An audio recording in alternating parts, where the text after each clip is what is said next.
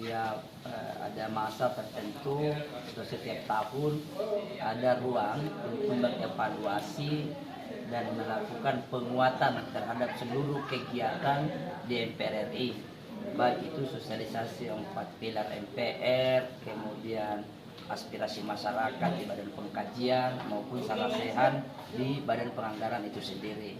Nah, apa wujud yang diinginkan dari kegiatan ini? Pertama adalah masukan partisipasi dari stakeholder hari ini yang ikut dalam kegiatan ini, masukan seperti apa model kegiatan-kegiatan MPR yang selama ini, apakah menurut teman-teman bahwa itu sudah sesuai atau ada masukan termasuk kritikan yang membangun sifatnya bahwa sosialisasi MPRK, ASMASK atau sarasehan bisa diberi masukan model kegiatannya yang lebih memudahkan sosialisasi ini bermanfaat dan nyata ke masyarakat kita. Ya tentu penguatannya adalah bagaimana NKRI ini bisa terawat dengan baik, tentu dalam fondasi konstitusi kita. Itu kira-kira utamanya. Nah, yang kedua juga tentu saya ingin memberikan gambaran kepada kita semua bahwa MPR hari ini seperti itulah strukturnya, ada badan-badannya selain tadi punya kewenangan merubah konstitusi atau undang-undang, kemudian melantik presiden dan wakil presiden, tetapi ada tugas tambahan di undang-undang kita di Undang-Undang MD 3 itu memasyarakatkan 4 pilar MPR ini. Saya pikir ini paling penting dan saya berharap gagasan dan masukan teman-teman hari ini akan menjadi bagian dari referensi bagi teman-teman di Banggar untuk penyempurnaan seluruh kegiatan di MPR.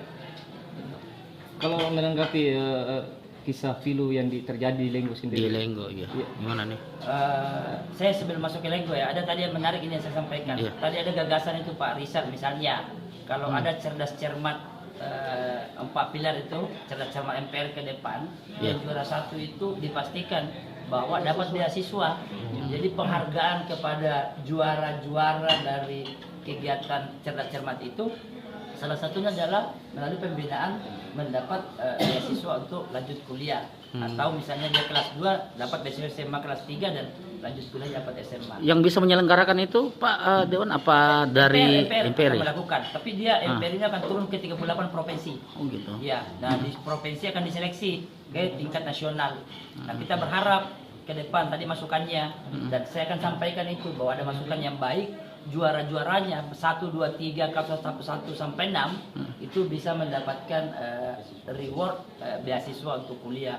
Kira-kira itu. Kalau usulan tadi untuk memasukkan 4 pilar ke kurikulum ya. pendidikan, tentu itu rekomendasi MPR selama ini. Oh, iya. Banyak aspirasi kita dapatkan baik dari guru-guru maupun masyarakat bahwa harusnya memang ini didesain ulang ini bagaimana pendidikan moral Pancasila itu bisa dikembalikan menjadi satu mata pelajaran apapun namanya, tetapi isi dan muatannya sama seperti dulu itu.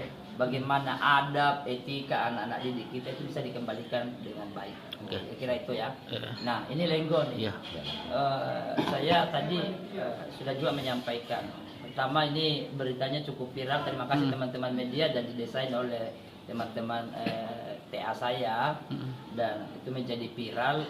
Nah, harapan saya memang bahwa daerah-daerah yang infrastrukturnya masih amat terbelakang ini harus mendapat support injeksi lah ya. Cun, kalau kita balap motor, cun lah, kita harus cun dengan baik, cun up ini daerah-daerah tertinggal, Tutar dan Lenggo itu salah satunya. Nah, saya barusan dapat informasi bahwa ternyata yang hampir 20 km dari pinggir jalan Bulo itu ke Lenggo, lebih dari separuhnya itu sudah keluar dari kawasan hutan lindung. Mulai dari Bulo sampai ke jembatan gantung itu yang rubuh itu. Apa artinya? Bahwa ini sudah bisa disupport melalui APBD anggarannya. Kalau tahun-tahun kemarin kan belum bisa. Bahkan pernah tuh tragedi kita dengar, dianggarkan tiba-tiba kan ditangkapin alat beratnya karena belum dapat izin pelepasan kawasan. Nah, untuk fase jalan raya Bulo sampai ke jembatan itu sudah selesai, sehingga bisa dianggarkan oleh pemerintah daerah. selebihnya itu dari jembatan sampai ke Lenggong itu yang saya minta datanya mana, sehingga kalau kebijakannya harus melalui Kementerian Kehutanan, maka bagian tugas saya itu Ya. untuk menuntaskan sehingga bisa akses jalan itu dilepaskan dari kawasan hutan lindung menjadi akses jalan masyarakat kita di Desa Lenggong. Yang kedua rate juga Ya, yang sama. rate. Sehingga saya minta ke pemerintah daerah melalui PU, ayo dibuatkan saya database-nya berapa hektar yang harus dilepas sehingga akses itu bisa kita bangun infrastrukturnya. Ya kalau tidak aspal jalan beton lah. Kalau Iya. tidak jalan beton minimal pengerasan dulu. Yang penting akses roda 4 bisa dulu masuk. Iya, Itu kan. kendala utama. Alasan selama ini pemerintah provinsi, kabupaten kan itu, Pak Dewan, bahwa memang akses jalan di sana itu memang sebagian adalah hutan lindung, Iya. makanya. Nah makanya informasi terakhir Lenggo itu sampai ke jembatan sudah bukan Udah lagi dibebaskan. kawasan lindung, Iya. sehingga bisa dibangun. Nah Oke. sisanya, ayo siapkan saya data dukungnya, permohonannya. Tugas saya kalau kebijakannya harus melalui Kementerian Kehutanan, maka tugas saya di Jakarta untuk mendorong itu segera dituntaskan. Oke. Dilepaskanlah minimal dari kawasan menjadi akses jalan masyarakat Lenggong. Terkait terfokusin anggaran untuk dinas Kan- PU. Kan jujur nih, Iya. efisiensi ini sesungguhnya bukan kegiatan prioritas, kegiatan seremonial.